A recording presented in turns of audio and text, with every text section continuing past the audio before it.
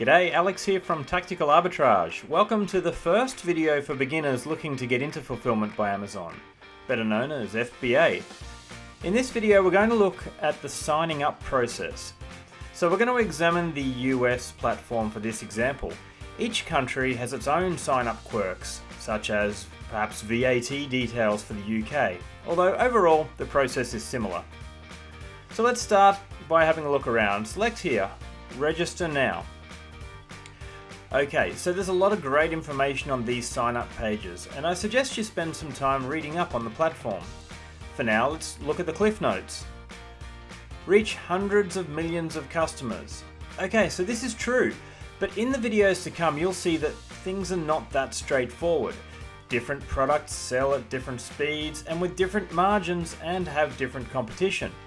There are some fantastic tools available though, many are free, and they'll help you guide through choosing what products are best to sell. Alright, let us do the heavy lifting. Alright, it's true, Amazon does the pick, pack and shipping. They also do the customer service and returns, but it is not all hands off. The baseline service from Amazon does do an excellent job, but to keep your account healthy, to dispute erroneous poor reviews, to ensure your product is matching the Amazon listing perfectly, and so on. It's equally, if not more important for the growth and health of your new FBA business. So they do a lot of the heavy lifting, but you have work to do as well. Alright, over here, put your products in the spotlight. So once you've mastered the basics of online arbitrage, you may like to delve into things like private label products, or you may like to use Amazon's keyword targeted advertising to increase your visibility. At first though, this isn't necessary. Many sellers never explore these options, instead they just choose the right products with the highest margins and the fastest turnover. So, benefits. Okay, as mentioned here, more than 40% of Amazon sales come from third-party sellers. So it's not just Amazon dominating all the sales. But you need to ask yourself, do you want to sign up as an individual seller? Or would you like to open a professional account? So let's look at the differences. Both accounts allow you to add new products to the Amazon catalog, have Amazon handle all the customer service and shipping using FBA, and sell in the US and Canada platforms. Now the individual account will cost you 99 cents of your profit for every single sale on top of the usual Amazon selling fees. So that of course needs to be calculated into all of your margins. Now the professional account gives you 1 month for free, and then it becomes a flat $39.99 a month as long as you remain an FBA professional seller.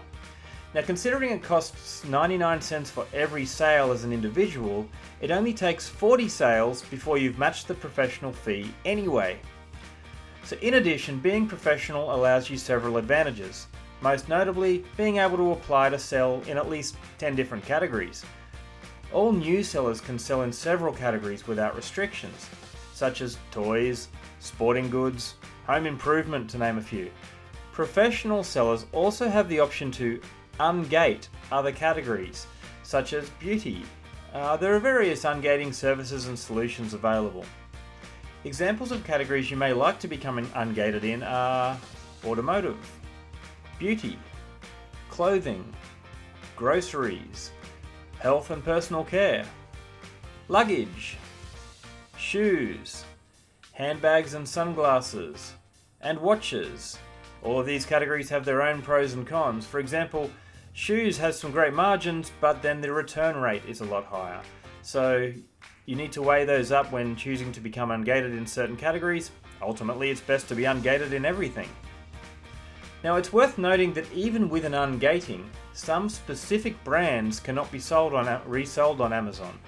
Fitbits or Asics shoes to name a couple. And also some brands start restricted but can be unlocked later, such as Star Wars and Frozen products are two good examples. Later we're going to show you a couple of easy ways to check if you're able to resell a product in a future video. Now again, I suggest you take the time to look at all of the links on this page before signing up.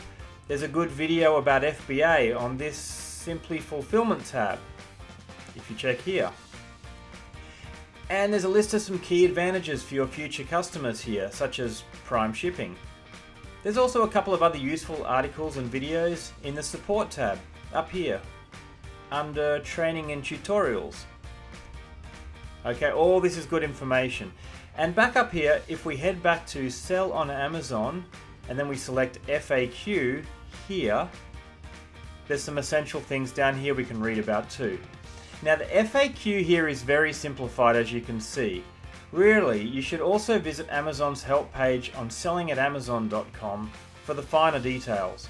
For example, many people don't know that a little known requirement for a professional plan is the need to supply Amazon with a certificate of commercial general liability insurance. For this reason, you may like to test the waters as an individual seller to begin with, and then segue into a professional account later. A lot of sellers miss this information and sell anyway. What the consequences are, I do not know at this stage, but I do know that this is a business, and doing things right will get you trouble-free and further, faster than cutting corners. So, do your homework. Lastly, don't be afraid to contact Amazon with any additional questions. They really do seem open to answer your queries, and in general, they look after their sellers as long as you are looking after their customers. So once you've read all that you can until you feel comfortable, let's get started. For this example, we'll use an individual account, although I definitely advise you look into a professional account as soon as you can. I personally use a new Gmail account for a seller account, which is different than the email that I use for my private buying account. So you will enter in your name here and the password you'd like to use.